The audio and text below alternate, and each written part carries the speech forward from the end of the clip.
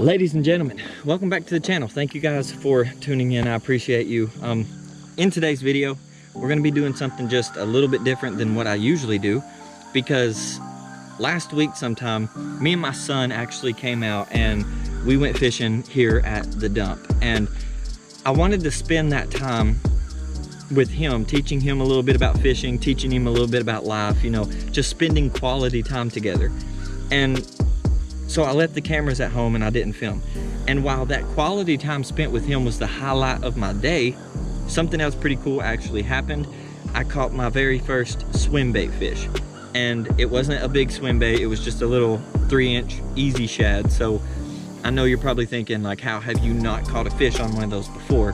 But the only time I've ever caught a fish on a paddle tail swim bait was when I was using it as a trailer for a spinnerbait or a chatterbait or something of that nature. I've just never had the confidence to throw like just a swim bait. So I decided to throw a little 3-inch easy shad, and I caught 2 or 3 on it pretty fast. And because of that, I decided to come back to the dump, and this video is just gonna be me throwing little paddle tail swim baits like this one right here. I went out and I got these from Walmart. I think they're Strike King or something. I don't even know, honestly. I'll let you guys know here in a little bit. And these little jig heads are something that I got out of a mystery tackle box. I mean, it looks awesome, and the little 3-inch easy shad I was using was a little bit too small for these. It still worked, but it was a little bit small. So these paddle tail swim baits are 3.75 inches, a little bit bigger, a little bit meatier, and it holds on a whole lot better. So that's gonna be the plan. I know for a fact during this time of year, the fall transition, the bass are keying in on shad and other small bait fish. So this should actually work really well right now in any body of water, but I really think it's gonna excel in the dump because this is almost the exact same color as the other ones I was using. It's a little bit bigger, and it's gonna have a little bit more action in the water, and the water at the dump is kind of dirty right now. It's still a little bit murky, so I'm pretty sure we're gonna be able to get munched on. So that's the plan. We're just gonna spend the rest of the day. We might get rained on, I don't know, but it's a perfect day. We're just gonna throw paddle tail swim baits like this one and hope to catch a giant fall bass. So I hope you guys do enjoy the video. If you do, leave a like, drop a comment down below. I love reading comments from you guys. Today's verse of the day is gonna be just a little bit different than usual. Because in church today, my pastor was talking about trials and temptations and how we get through those. So we dove into the book of James.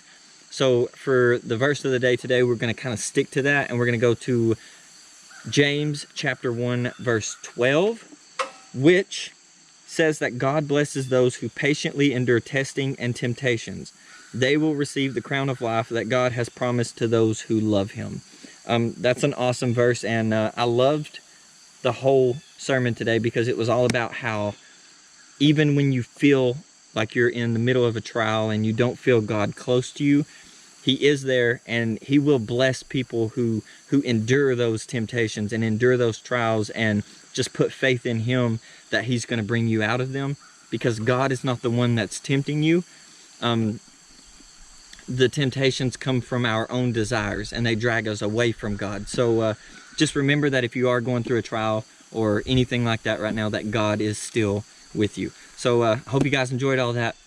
Let's get to fishing. Hopefully we can catch a big mama on some of these little paddle tail swim baits. Let's get it.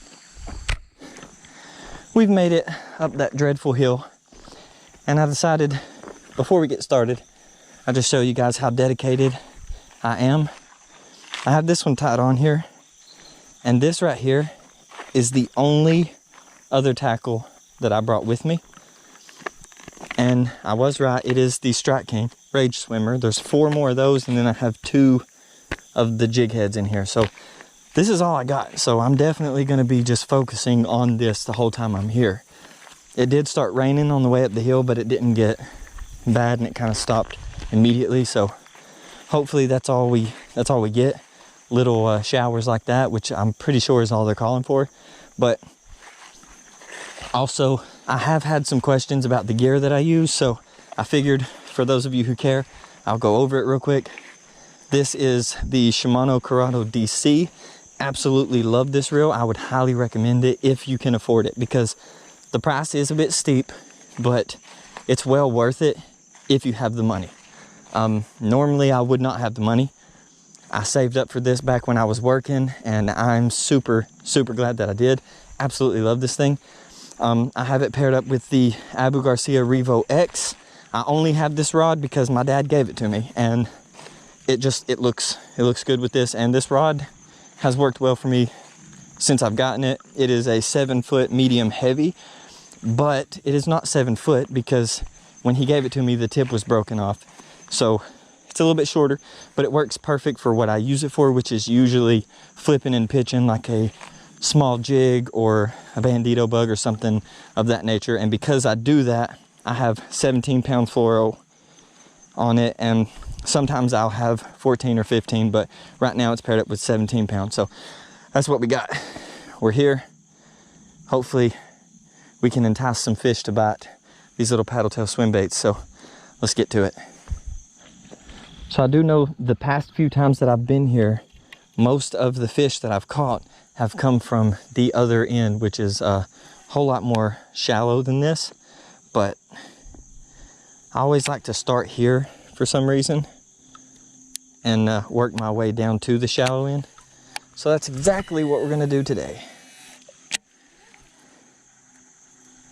I'm gonna fish this the exact same way that I did the little easy shad, and that's just a steady retrieve, and every now and then kind of give it a couple cranks really fast and rinse and repeat. I think it should work. It should work.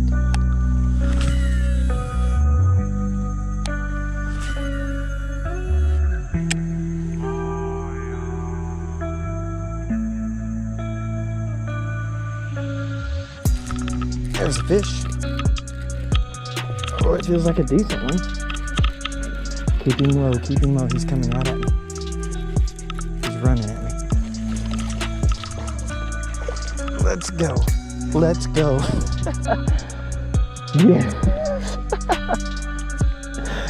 Dude, that's like a 2.5. Yes. He smoked that thing. Look, it's barely sticking out. Let's freaking go, man. This is the biggest fish I've caught in a while. I've only been catching little dinks. Yes! Look at that. That right there is a beautiful sight, folks. That is a beautiful sight. We've been here 5 minutes, if that. Let's freaking go. Leave a like for that. Man, that's got me pumped. I'm so freaking pumped. Thank you so much.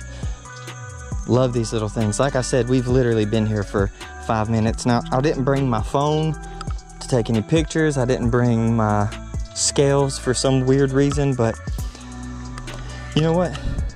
I'm happy with it. Now, unfortunately, I can't give it the good release that I want. Kind of got to toss it in there because that is all mud and I can't step. So thank you so much, my guy. See you later. There he goes. Yes! Now I'm pumped. I am so incredibly pumped right now. That was like 4th cast or something. Right alongside that laydown, like right out at the main end of the laydown, and he just smoked it. I felt it tug, and I knew there was something there. If you guys have not fished with swim baits, the bite is just something else. It's kind of similar to a spinner bait, but I feel like they slam it harder for the most part because they can just open their mouth and that swim bait just disappears. And my stomach just growled because I'm starving, but you know, we're just gonna disregard that and try to catch some more. Let's go. You guys stay tuned.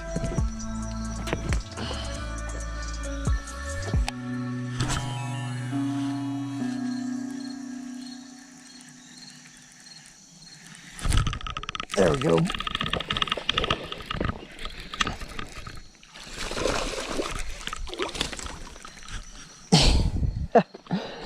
Yes. Man, they're just munching. I will say this much. Man, they're just munching it. Look at that. I will say this much. I think the swim bait, even though it's just a little 3.75 inch, I think it is kind of weaning the smaller ones out, like the really tiny ones, like, you know, like the 7 and 8 inch bass, because that's what I was catching here the other day, just a bunch of those little 7-8 inches. And now we're moving up to you know, this one's about a pound, a little over. That other one was pushing 3, so definitely better quality. Yes, let's go, dude. All right, let me get down low here. See you, my guy. There he goes. Yes. Man, I'm loving this bite. Loving this bite.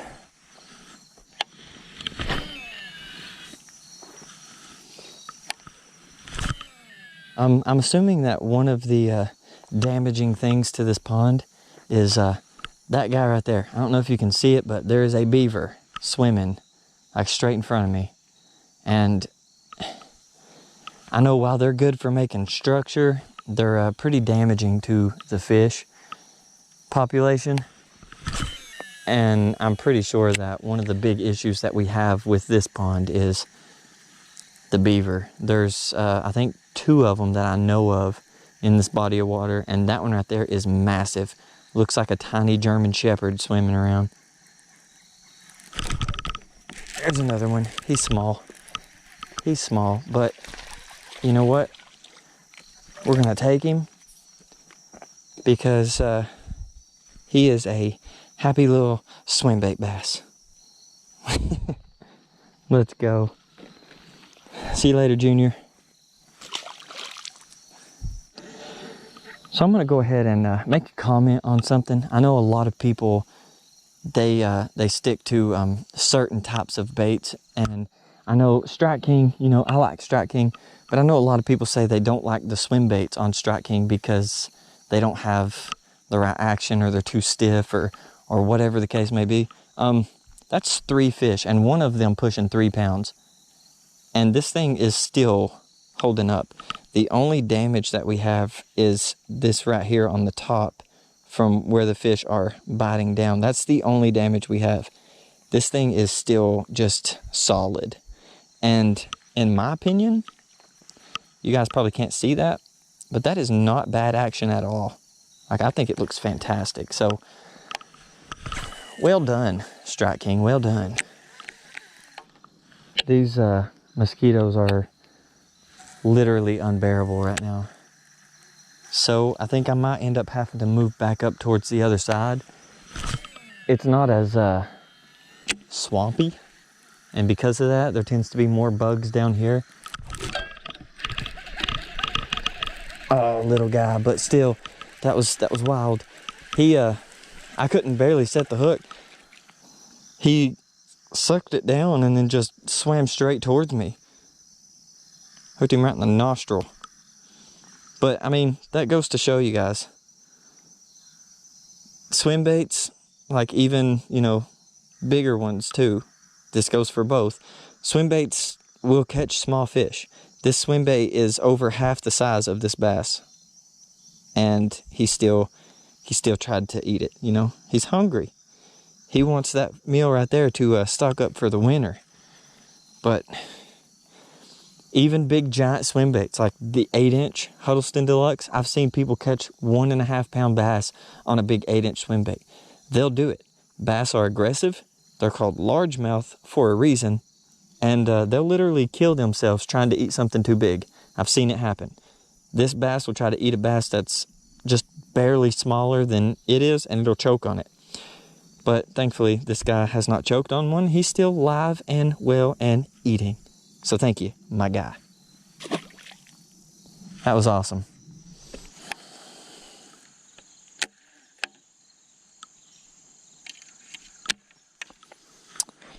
All right, let's go.